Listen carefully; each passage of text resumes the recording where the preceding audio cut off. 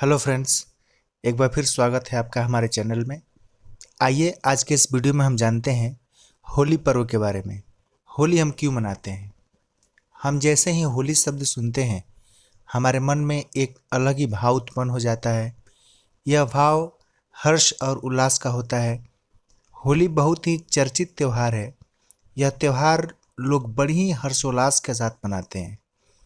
यह एक ऐसा त्यौहार है जिसमें लोग अपने पुराने दुश्मनी को भूल जाते हैं और अपनी ज़िंदगी की एक नए सिरे से शुरुआत करना चाहते हैं।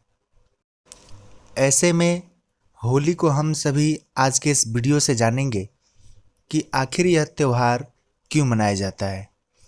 इस होली के त्यौहार के पीछे की पौराणिक मान्यता क्या है और इस त्यौहार को क्या अन्य देशों में भी मनाया जाता है।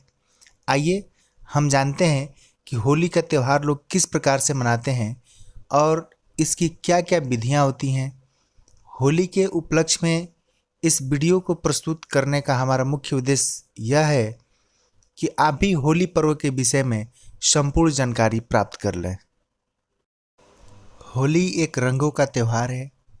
होली के दिन सभी लोग एक दूसरे को रंग लगाकर अपनी खुशियों को एक दूसरे के समक्ष प्रकट करते हैं।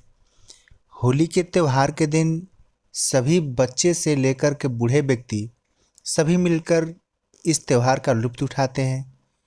होली के त्यौहार को हिंदुओं का सबसे प्रमुख और प्रचलित त्योहारों में से एक माना जाता है, परंतु इसे संपूर्ण भारत में अनेक धर्मों के लोग एक साथ मिलकर के बड़ी ही प्रसन्नता और प्रेम भाव के साथ मनाते हैं। जैसा कि आपको पता है, होली का त्यौहार एक बहुत ही रंगीला त्यौहार है, तो ऐसे में आज के दिन सभी लोग बहुत ही सुंदर और अलग अलग रंगों से सजे रंग बिरंगे लगते हैं। इस त्यौहार के दौरान प्रकृति का दृश्य भी लोगों के द्वारा सजे इस रंग के रूप में काफ़ी सुंदर नज़र आता है। होली के दिन सभी लोग एक दूसरे के गले लगते हैं और एक दूसरे को रंग या गुलाल लगाते हैं।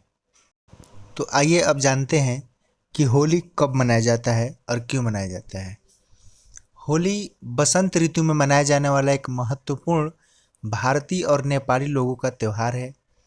यह पर्व हिंदू पंचांग के अनुसार फाल्गुन मास की पूर्णिमा को मनाया जाता है। होली रंगों का तथा हंसी खुशी का त्यौहार है। यह भारत का एक प्रमुख प्रसिद्ध त्यौहार है जो आज विश्व भर में मनाया जाने लगा। रंगों का त्यौहार कहा जाने वाला यह पर्व पारंपरिक रूप से 2 दिन मनाया जाता है। यह प्रमुखता से भारत तथा नेपाल में मनाया जाता है। यह त्यौहार कई अन्य देशों में जिनमें अल्पसंख्यक हिंदू लोग रहते हैं वहाँ भी धूमधाम से मनाया जाता है। रंग रंग का यह लोकप्रिय पर्व बसंत का संदेशवाहक भी है। राग अर्थात संगीत और रंग तो इसके प्रमुख अंग ही हैं, पर इनको उत्कर्ष तक पहुंचाने वाली प्रकृति भी इस समय रंग बिरंगे यौवन के साथ अपनी चरम अवस्था पर होती है। फाल्गुन माह में मनाए जाने के कारण इसे फाल्गुनी भी कहते हैं।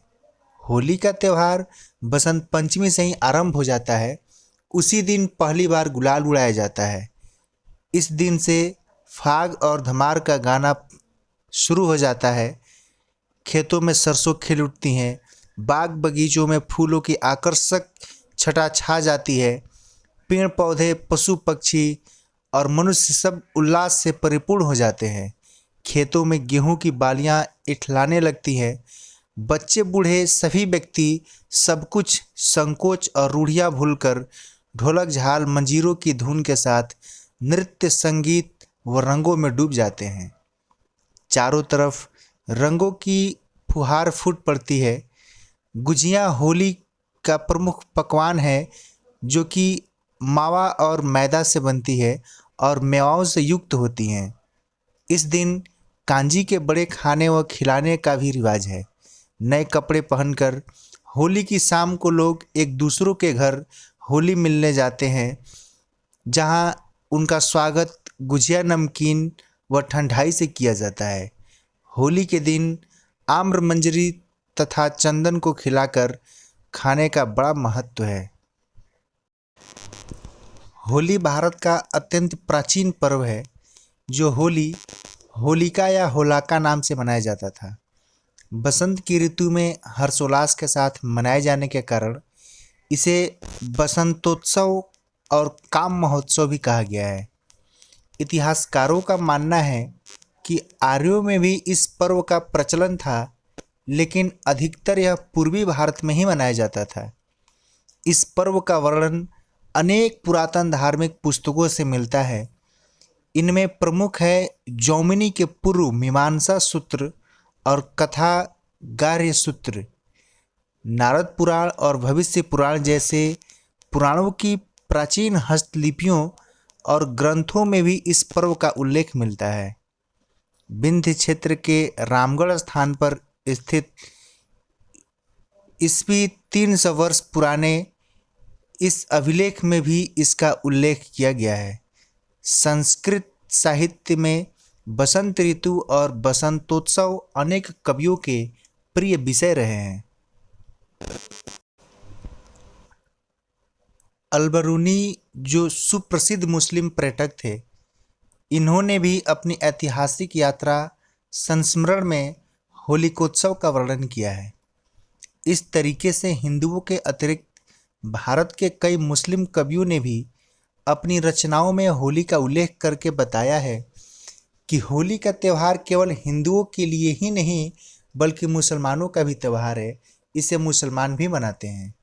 यहाँ तक कि मुगल काल के दौरान साहित्यकार द्वारा दिए गए रचना में अकबर का जोधाबाई के साथ, जहांगीर का नूरजहां के साथ होली खेलने का वर्णन मिलता है। इसकी एक झलक अलवर संग्रहालय के एक चित्र में भी देख सकते हैं, जहां पर जहांगीर को होली खेलते हुए दिखाया गया है।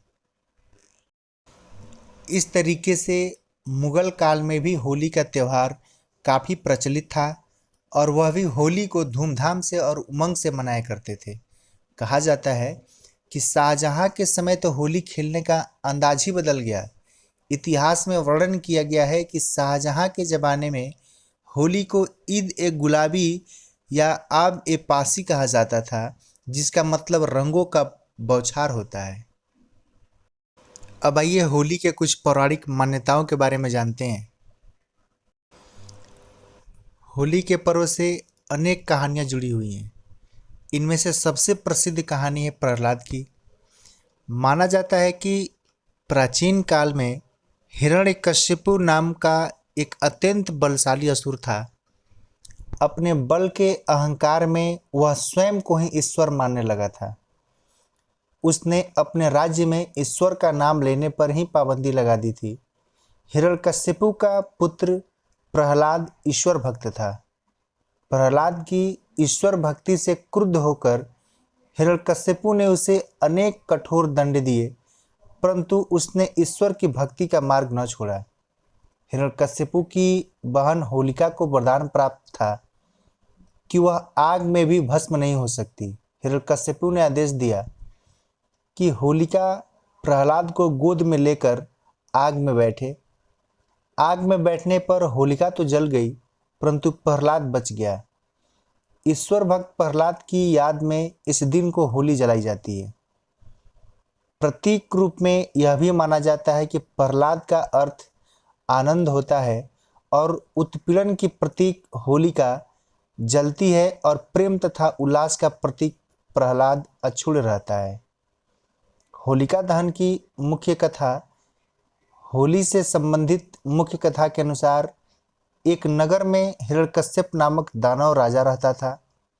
वह सभी को अपनी पूजा करने को कहता था, लेकिन उसका पुत्र प्रहलाद भगवान विष्णु का उपासक भक्त था। हिरण्यकश्यप ने भक्त प्रहलाद को बुलाकर राम का नाम न जपने को कहा, तो प्रहलाद ने स्पष्ट रूप से कहा, पिताजी, परमात्मा ही समर्थ है। प्रत्येक कष्ट से परमात्मा ही बचा सकता है, मानव समर्थ नहीं है। यदि कोई भक्त साधना करके कुछ शक्ति परमात्मा से प्राप्त कर लेता है तो वह सामान्य व्यक्तियों में तो उत्तम हो जाता है, परंतु परमात्मा से उत्तम नहीं हो सकता।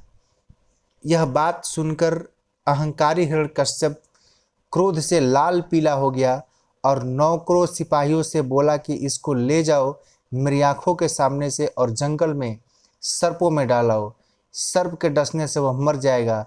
ऐसा ही किया गया, परंतु प्रहलाद मरा नहीं, क्योंकि सर्पों ने डसा ही नहीं।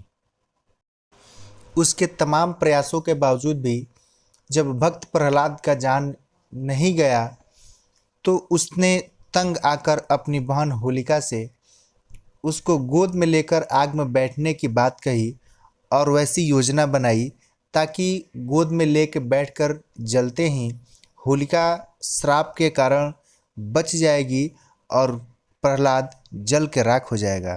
परंतु होलिका दहन करने पर होलिका जल गई और भक्त प्रहलाद बच गए।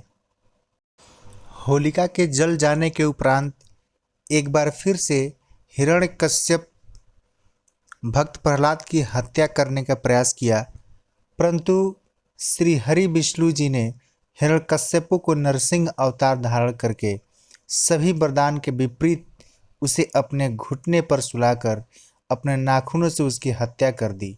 इस प्रकार से हिरण्यकश्यप की मृत्यु भी हो गई और वो प्राप्त वरदान भी खंडित नहीं हुआ।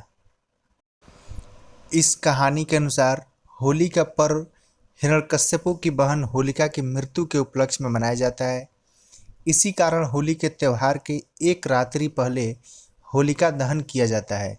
होलिका दहन से यह ज्ञान होता है कि किस प्रकार से अनेकों वर्षों पहले बुराई पर अच्छाई की जीत हुई थी, अर्थात होली के दिन को हिरण्यकश्यप की बहन होलिका के दहन के उपलक्ष्य में मनाया जाता है। अब बात करते हैं कि रंग होली का भाग कैसे बना। यह कहानी भगवान विष्णु के अवतार भगवान कृष्ण के समय तक जाती है। माना जाता है कि भगवान कृष्ण रंगों से होली मनाते थे, इसलिए होली का त्यौहार रंगों के रूप में लोकप्रिय हुआ। वे वृंदावन और गोकुल में अपने साथियों के साथ होली मनाते थे। वे पूरे गांव में मजाक भरी शैतानियाँ करते थे। आज भी वृंदावन जैसी मस्ती भरी होली कहीं नहीं मनाई जाती। होली बसंत का त्यौहार है और इसके आने पर सर्दियां खत्म होती हैं। कुछ हिस्सों में इस त्यौहार का संबंध बसंत की फसल पकने से भी है। किसान अच्छी फसल पैदा होने की खुशी में होली मनाते हैं। होली को बसंत महोत्सव या काम महोत्सव भी कहते हैं। उम्मीद करते हैं कि हमारा वीडियो आपको अच्छा लगा होगा और प्लीज़ इस वीडियो को लाइक शेयर कमेंट ज़रूर करें। थैंक्स।